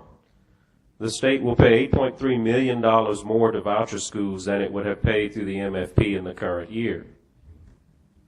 What does that mean? That means that it's costing the state more for vouchers than it does to educate kids in the normal public school setting. The document, especially page 6 in the Public Choice Act report, is misleading in the way that it says total school choice savings in the past. What I'm asking you today is to make sure, because of the importance of where we are with budgetary matters in this state, that this document either be edited or revised before it's put out for public consumption, to at least, at a minimum, include this information from the Legislative Fiscal Office, and that Superintendent White get with the Legislative Fiscal Office and at least provide some type of further explanation in regards to what's in this document. The information in the document is anecdotal. It's opinionated, and it needs to be backed up with facts from the Legislative Fiscal Office in regards to what the voucher program is actually costing in comparison to what we fund regular public schools, because it's an often cited buzzword in regards to describing the voucher scholarship program, that it saves money for taxpayers. And all I'm asking you today on behalf of school boards across the state is that clarity and factual information be provided in this report before it goes out to the public. Thank you. Thank you, Mr. Richard. Okay, we have a motion on the floor. We have any, Ms. Bochet? Okay. Yesterday, when this item was presented, I voiced my very uneasiness and concerns on the information, on the fiscal information, which was in the report. I didn't have this in front of me at the time. I just know intuitively at that point that it was very, very, very misleading and, in my opinion, inaccurate. In my own district, many years ago, we did a cost analysis looking at that point, private schools versus public schools, because we had the same type of controversy. And we did an analysis where we said, what are the services provided by both, and what is the actual cost of common services? And the conclusion from many people who sat on that initiative was that the public schools for comparable services did it for less. Because in a private school situation, there were services that were not provided. You take those cost centers out, and then you compare, and that comparison showed a totally different thing. Now, the average cost per pupil, without going into extended discussion and debate, includes, obviously, take the total number of kids in the state divided by the total, take the total expenses divided by the number of kids, boom, you got it per pupil. And the message being sent in that report says, well, if we take one of those kids out and give them a voucher to go to the private school, look at the savings to the taxpayers, whether it's state, local, or whatever, to me is irrelevant. But here's the savings to the taxpayers. That's not true, because you're going to have your fixed costs, you're going to have maintenance of buildings, you're going to have utilities, you're going to have all kinds of costs associated with the expenditures that will not decrease in a public school system. In fact, the cost per pupil will increase because you're taking students which, in essence, you're spending less than that average on, and you're moving them out. So having said all that, you know, Mr. Richard's comments are, I think, spot on. This is the absolute worst time to put out something like this. Because what we're saying then to the state is, well, maybe if we just increase vouchers, taxpayers would save money, because look at this, for every kid. So the messaging is wrong. Now, you can take a fact, you can take a statistic, you can do almost anything you want with it. You know, and the reality is the average cost per student in the state And the average voucher cost, sure, there's that difference of that 3,000 plus. But it's misleading to the public to say that the taxpayers in this state, for every child that moves over, will save that amount of money. They will not. And to say that all we're doing is receiving a report and that the department puts it out, but BESE really isn't endorsing it, I don't understand that concept, because I thought BESE was the governing body. Okay. So implicit, what people will take from that when that document goes out is that we feel that all that information is accurate. And I, for one, do not feel that. And in no way do I want to make sure that the record reflects that I, for one, am convinced that that is misleading information to the public from a holistic approach. I mean, you take those two numbers and subtract it, fine. I understand that concept. But it's misleading. And in what's happening right now in the state budgeting process, it may be hurtful for all of our public schools, charter, traditional, whatever. And I'm going to vote no to receiving this report, and I would ask that before it would be distributed even more, that there would be some clarity to that. Can I make a suggestion? Superintendent. Let me talk about the legalities of this, and this may resolve whatever question you have, Dr. Jones, as well. I don't think so, but go ahead. A man can dream. This is not a report that BESE is charged with doing. This is a report that the department is charged with doing under the laws. That means that this does not have to be brought to you. It's brought to you as a request by the board. There will be plenty of legislative discussion about this issue in the legislature, and there have already been bills filed that try to address this issue, so there'll be plenty of legislative debate. Here's however, so it was not intended by the legislature in telling the department to issue this report that this would be a venue for policy that you have no control over anyways. This is all in state law. So this board can debate this issue till the cows come home. You can't change it until the legislature changes it. And the legislature has asked for it to be, has commissioned that debate because there are bills. Now, I work for you, and I want you to feel good about the information that goes out under my purview. Therefore, rather than hanging this up at this meeting over a receive item that ultimately does not change any policy, I would suggest that there be an amended motion that receives the item, and I need the help on the legalities of this, staff, but that receives the item with an instruction to incorporate information from the Legislative Fiscal Office in the financial analysis. I respect what Mr. Richard's saying, and I don't actually disagree with either his or Ms. Voce's or Mr. Fleming's analysis, given that analysis one way. But it's a complicated picture when you factor in local revenues, when you factor in student population and weights of all kinds. It's a complicated question. And so rather than hanging up on an issue that really isn't yours to make in the first place, secondly, policy that isn't yours to make in the first place, and a report that's not yours to issue in the first place, let's not get too hung up on that. I would suggest you receive the report, accept that, and I don't know how you do this legally. Dr. Jones, I see it. Yeah, you haven't resolved. I'm not saying that I have, but as an educator, I see the hand. Yeah. I want just Jim Garvey to see it. Got it. Yes. I would suggest that you instruct us, and I'm fine to take the instruction, to incorporate the information included in the Legislative Fiscal Office's analysis, and to revise the report before sending it. Again, I think it's just not worth getting too hung up on it. I actually agree with pretty much everything that's been said. I think it's a more complicated picture on both sides. And in the end, no one on this dais is going to make the decision anyways. Okay, before we go to that possible amended motion, Mr. Jones? Yeah, I don't want to go to the amended motion yet. If I'm understanding what Ms. Voce said, and if I'm understanding what you just said, Superintendent White, we don't have to receive this report. Is that right? There's no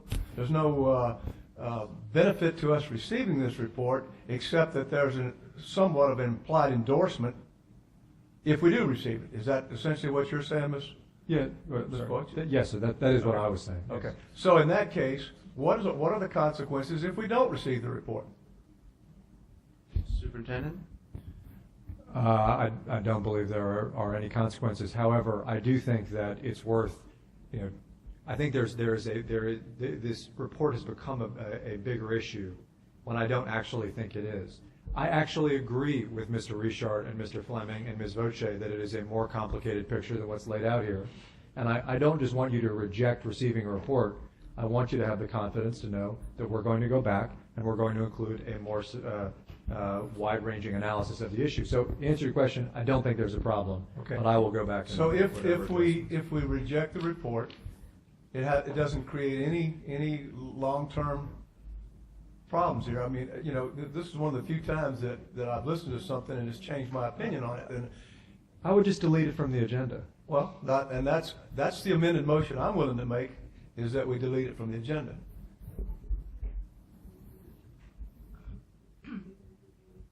And Ms. Bochet?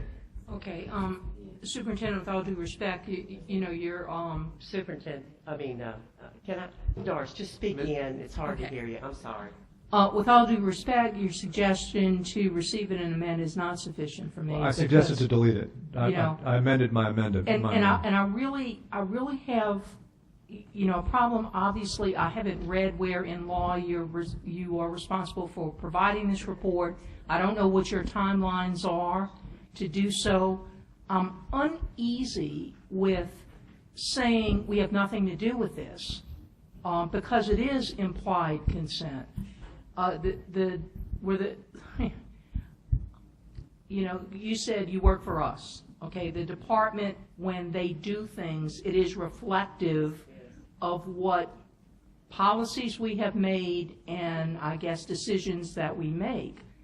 I feel that this report really is adamantly that it's misleading. Ms. So when you Bochet, I say said I would change the incorporate the report. fiscal stuff in it, yes. I'd like to see that before. Okay, I think I made a Hold on a motion. second.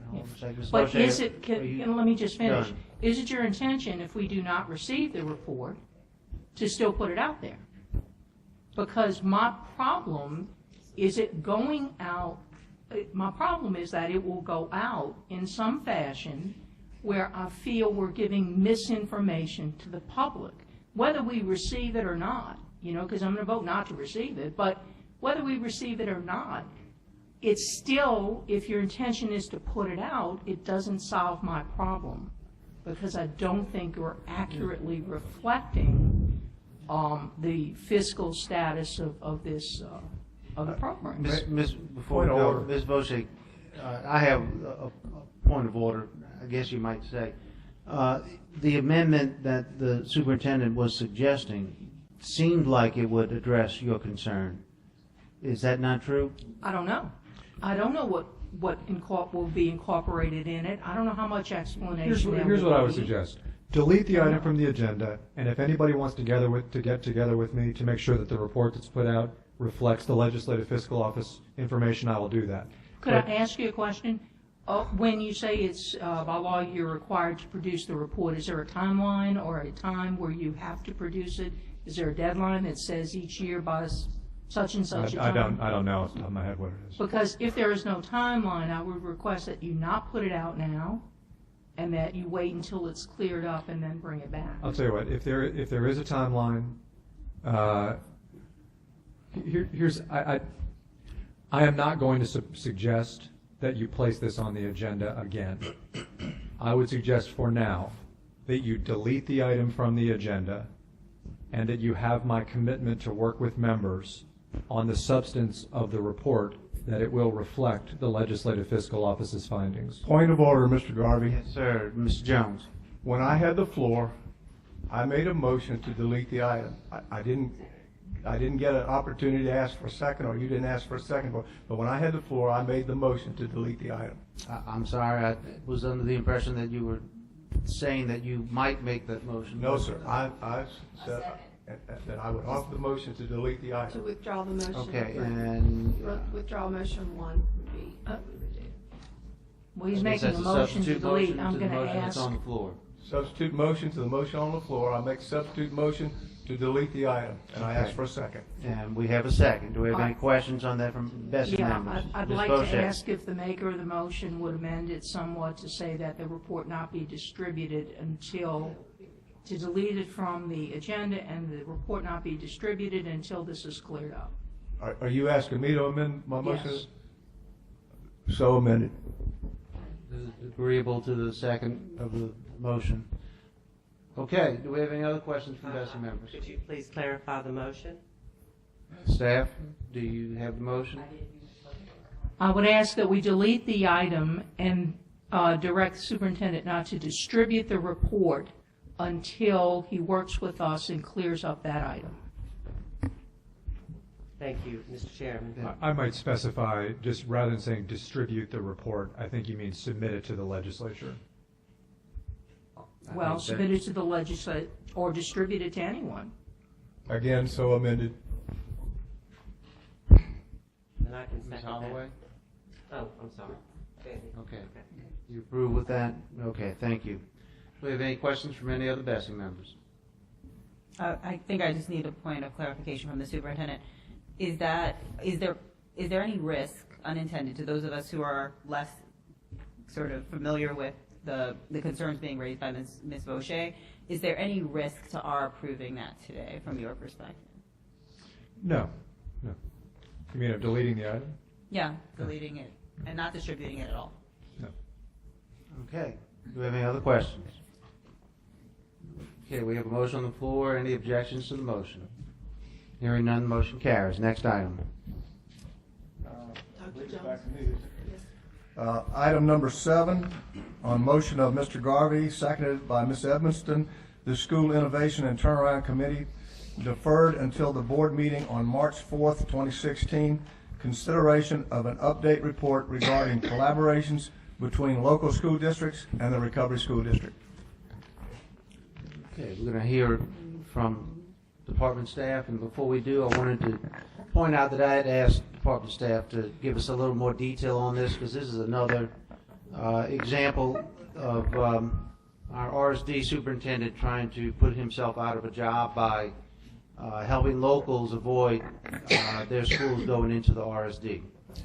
Thank you, Mr. Garvey. Members, good morning. Patrick Dobart, Superintendent, Louisiana Recovery School District.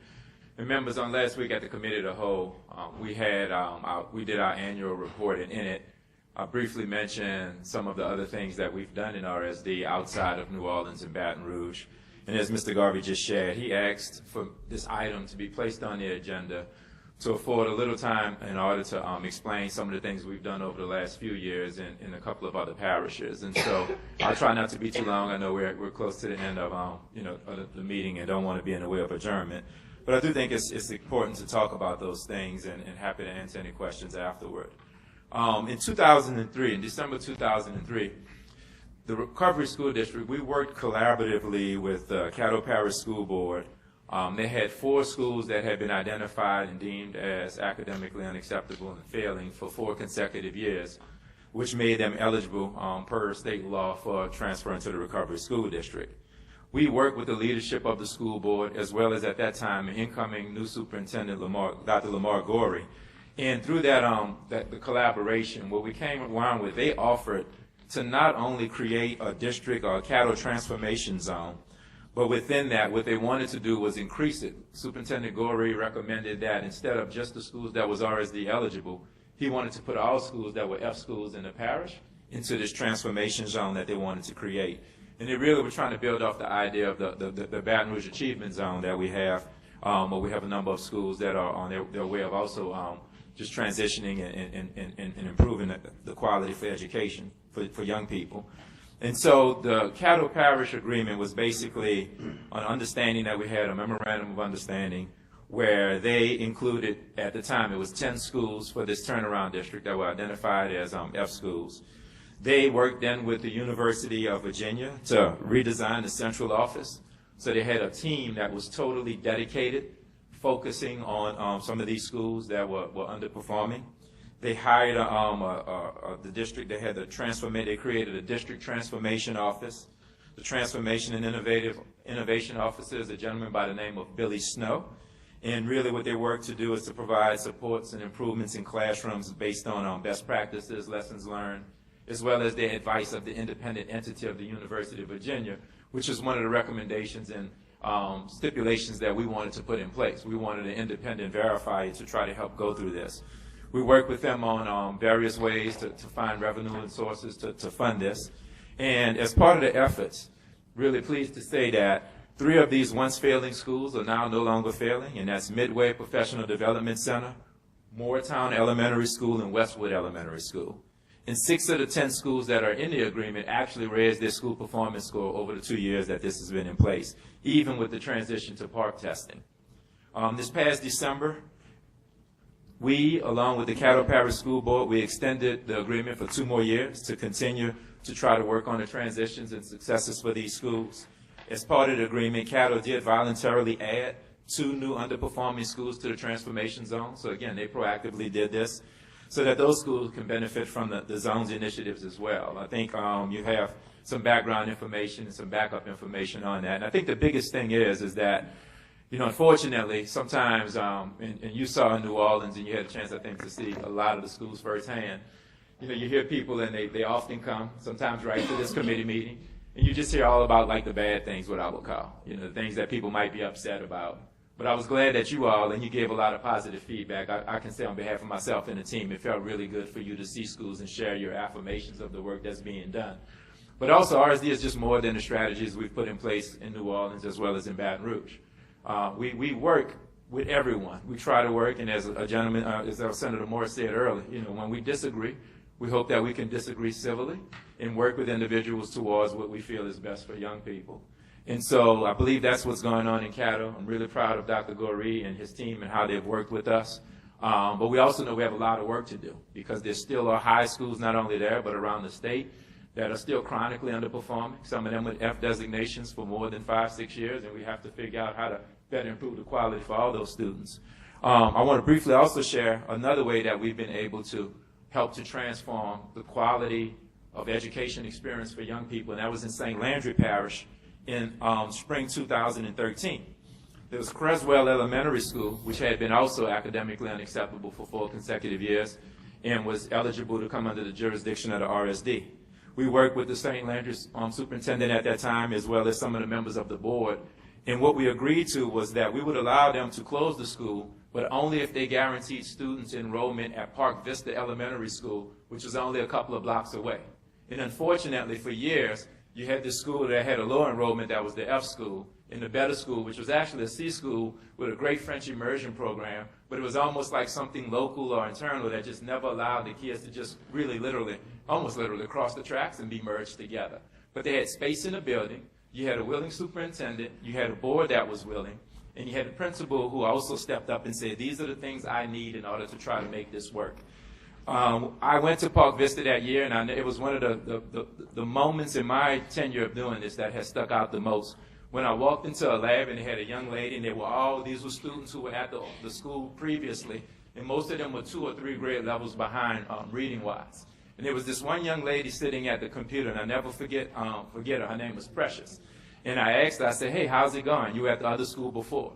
And she looked me in the eye, and she just turned around, and she said one word, perfect. And that just like made me feel like, wow, like this is so incredible. And she didn't have a scarlet letter on her, and nobody knew she had been at the other school before. But what it was just like we were watching like a theory of change in action. And I give a lot of credit to our team because it was really a person on our team who thought about the idea. They said, hey, look, there's space 2 streets down. This is a C school. Why wouldn't those kids just go there anyway? And that's how we work. So we don't just sit around and say, oh, you know, we want to just take schools or we want to just charter schools. We really work on things and different strategies depending on the locale, depending on what's going on as far as the environment. We inherited a lot of things from almost 10, 12 years ago. But what I can say is that, you know, as a state, as an entity of the state, we really look for like creative solutions in order to not make it like us against them, but all of us for children. And, you know, Mr. Garvey asked me to share with this, and I didn't want to be too long. But I think the hard work that a number of people have put into this, not only recovery staff, not only department staff, but staffs of local school districts. You know, we want to kind of dispel the myths. Sometimes we just go so fast and so hard because we're fighting for these kids that we don't take time to talk about the other things that we do. So I do thank you, Mr. Garvey, for giving me the opportunity to share. Members, I'm happy at any time to answer any questions about it, and know that we want to continue to do, hopefully, good work to serve all of our young people in Louisiana. Before we go to questions, I wanted to give a little more background on this. This was information I wanted to share with you. Take it for whatever you think it is worth. I had heard some rumblings of some statements that I think we will be hearing as we start increasing the targets that we are going to have schools shoot for as we raise our expectations over the next few years. I think the year 2025 is when we want to get to the final goal of having our students meet the same set of standards or set of achievements that most of the rest of the country is setting for their students. And the rumors I was hearing, or the rumblings I was hearing, is that some people are going to argue that BESE is only raising those achievement levels or expectations in order to take over more schools, to create more failing schools, in order to take them over, in order to charter them, and the word privatizing education was thrown in there too. And I wanted to use this as an example that the RSD is not, the management of RSD is not looking to do that. And I thought that you might want to have this information also. Again, use it for whatever you think it's worth, but I wanted to make it available to you. And I just said one thing, I'm remiss. On that last school, the one we talked about, it was about 200 kids that left the academically unacceptable school and went to the other school. That was the C.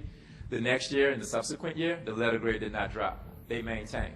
So they took on almost 200 kids that were 2 or 3 grade levels behind, and they put in whatever they needed in order to maintain, and hopefully they will improve as the years go on. So some people were fearful that it would bring the school down. It didn't. It brought the best out of our educators who shine all the time, and we just really wanted to make certain that you were aware of that. Ms. Bofi? Mr. Dillard, I'm interested in whether or not we've given any thought to how we can share some of these creative solutions. I'm thinking about the new opportunities that states and districts will have with the new federal law, and I just wonder how we might share these creative solutions, because people go to, as Mr. Garvey said, people go to take over first. So have we given any thought to that? Yeah, so I think in collaboration, we're working even more closely with the department in talking about how can we go forward in a strategic way to engage local superintendents on that matter. I think what it requires is just an understanding that we want to just work as a partner towards that, but I think you have to have a clear, coherent plan, because it will vary from district to district. And so some of you may be aware that we just started a group about 4 months ago. It's a Black Superintendents of Louisiana Collaborative. And that was one of the items we were talking about, like, is there a disproportionate number of schools in different parts of the state that are academically underperforming? How can we come together? And I think I take that same collaborative thinking to just issues around just schools, regardless of like what superintendents are leading it. So that's just one example, but the example could be around, okay, we have these numbers of still academically unacceptable schools, and have some sit-downs through a strategic planning process that would say, we can identify the schools, we can see if there's some commonalities, we can see if there are things that we can do that will enhance and try to help to improve them. And I think once we lay that out, and I really believe it is starting with those district superintendents using the network teams, I think we can try to start rethinking how we go about state collaboration is what I would call it with other districts. And so open to ideas as well. If you have any suggestions or anyone, this is something I look at as kind of like the next frontier. As Mr. Garvey says, we continue to work to move and transition. There's also so many things we could do for schools that I don't think it's ever one size fits all, and I don't think anybody's ever had like the magic or silver bullet, but I do feel like we have to stay proactive for all of our children, and so happy to brainstorm some more on that. Ms. Lewis? I'm excited to hear about this, because I know, especially as look like Baton Rouge is going to be the next frontier. I'm really interested in innovative solutions around our portfolio in Baton Rouge, and this could potentially be a model. My question is, what kind of supports, you can pick any one of the two models that you just mentioned, that RSD really offers or did to really kind of bring those innovations? Was it professional development? Was it consulting and coaching? Was it Like what kind of resources and support? Right. Well, I think it's sort of all of the above. I think the biggest thing is empowering those closest to the children to help make the decisions on what's needed. So I know that Superintendent Gorey in Shreveport, for instance, they really did a strong evaluation of the school leaders. Then they started trying to unpack. They used a lot of data to unpack what it was that they felt that they needed in order to strengthen those schools. And then they targeted the funding directly to those things. So if it was extended time in reading, if it was some just some more developmental things they needed to do in mathematics. So one of the things is that we try not to be prescriptive. We try to say, hey, the goal is to eliminate F schools. Do you agree with that? Yes. We want to try to help you find resources, but be very clear and know that you have the freedom in order to try to make those things happen. And if you have anything internally where you feel like you have blind spots or weaknesses, we want to just help be a thought partner in that. And so that's how we've done it. So there's no set things or criteria other than, we wanted to make certain that it's going to be something that will actually change performance, that we give you the resources, get out of your way, and let you be able to do the work that you needed to do. But I would underscore that the intentionality around what to do is extremely important. And by creating transformation zones or achievement zones, it forces people who's doing the work to stay focused on that and not get pulled in 20 different directions, and then you don't have maximum impact. And I think you made a powerful statement, because I know a lot of people that, really critical about charters. One big thing they argue is about flexibility. But it's great that we have these two models to show, traditional superintendents that you still you have that same flexibility to change the curriculum, be intentional about those areas that your district may be struggling in. So I'm great for publicizing that great innovation. Thank you. Thank you. Any other BESE members? Ms. Edmiston? Yes. I love you, Superintendent Dobart, Well, because I you're from my appreciate it. parish. It's mutual, that's right. But I'm very, very glad to hear about what you've shared about Caddo. That's awesome information, and I didn't know that. And so I think to what Jada says, the more we can get that out, the better. I think there's no secret that we have issues in New Orleans with the Recovery School District and the perception, and maybe really what's going. I don't know, but I want to offer my help and the board's help. I'm sure would be whatever we can do to help you in terms of communication. And there were several people that came up to me that I'm thinking if they just had someone to go to vent and to kind of work out those. They may not be big issues to us, but they're big issues to them. And I just want to go on the record to say that I will be more than happy to get with you and brainstorm with you, and because I think that there are other things that maybe we can do just to clear up. I think a lot of it is the lack of communication. That's with everything. It just seems like communication is, of the highest degree of absence. I mean, we just don't have it. And it's such a big place.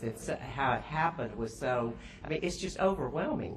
So I just want you to know that I think you're doing a great job. I know that your heart is in the right place, and I want to help you if I can. I know the board does with whatever misconceptions or whatever problems you're having, especially in the New Orleans area. Thank you. I really appreciate that. Thank you. Okay. Ms. Jones? Mr. Chairman, first of all, thank you, Ms. Edmondson, for your support, particularly in New Orleans. I will just say, having had the great privilege of being and working on the ground in New Orleans for 10 years, and in particular the last almost 5 years on the board, we'll just say that I think the story is, of course, always more complex than it actually seems. The fact is that, thousands of parents are actually opting in to send their children to schools that they actually deeply believe in. These past elections were obviously testimony to that. My own personal election, which of course I was able to every day speak to thousands of, hundreds of families, et cetera, and just thinking about all of the families that don't often come to the meetings. They don't come to the committee of the whole meetings. They don't come here to Baton Rouge, but continue to send their children to schools that they think are actually achieving and serving them well is a very important part of the New Orleans narrative. And when I think about the educators over the past 10 years who on every major metric have delivered growth, positive growth, that's a very important part of the story. I think there's a little bit of being, what is the word? There's a little bit of like embattlement or being war torn, like, oh my gosh, like put on your war gear, you know. Patrick and I have this conversation because we understand often the politics are very extreme, and sometimes those who are most unhappy, while they might be in the minority, tend to be the loudest. And they matter. Everybody's voices matter. But I just want to say on record that I'm very proud of the results of my city and of the educators and families in particular.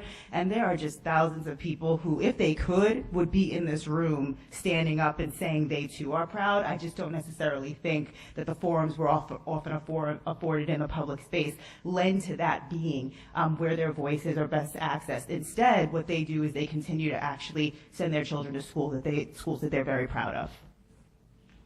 Superintendent? Yeah. Yes, ma'am. I mean, I'm sorry, I keep getting chairman. That might be something that we could do, or that we could think of, or that we could maybe promote, is to have a time and a place where we could encourage the success stories. And I didn't mean to imply at all that we hadn't done a good job, and that there weren't success stories. But they're not the people that are talking. Yeah. They're not the people that are making the perception be right or wrong what it is in a lot of ways. So that's a great idea. And I offer my services to you to be able to help you in any way possible. And I thank Ms. Orange-Jones for that, because what we always say is that when people are content, they tend not to come to BESE. That's right. And so they're not going to come to committee of the whole. That's the nature of parents, period. When we talk about just through enrollment, we have like a retention rate, meaning kids just staying in the schools they're in, of well in the high 80%. Right. When people are satisfied, they tend not to, like, for better or worse, not let government know they're happy, right? It's just when they are just, and as she mentioned, some of the upset or disaffected feel. But look, I appreciate it. We appreciate it as a team. And we're always open to improving communication, whether it's with one person or thousands of people. So we'll take you up on that offer. Thank you. Thank you. Okay, any further comments from BESE members? If not, we have a motion on the floor. No, we don't have a motion. We don't have a motion. I was wondering if we were going to get to that. I make that motion to, what is the motion now? To receive the report. To receive the report, right. I read it. Oh, okay, we were too excited to hear the report. Right. Okay, do we have a second? Mr. Davis? Do we have any questions, any objections? Hearing no objections, the motion carries. Next item. Next item, 6.1, non-public school council. Need a motion to receive the minutes and approve the tentative agenda. Ms. Bophy, second. Mr. Davis? Do we have any questions on this item? Hearing none, do we have any objections to the motion? Hearing none, motion carries. Next item. Next item, 6.2, Superintendent's Advisory Council. Need a motion to receive the minutes and approve the tentative agenda. So moved. Mr. Davis, second Ms. Holloway. Any questions from BESE members? Hearing none, any objections? Hearing none, motion carries. Next item. That concludes the agenda. Okay.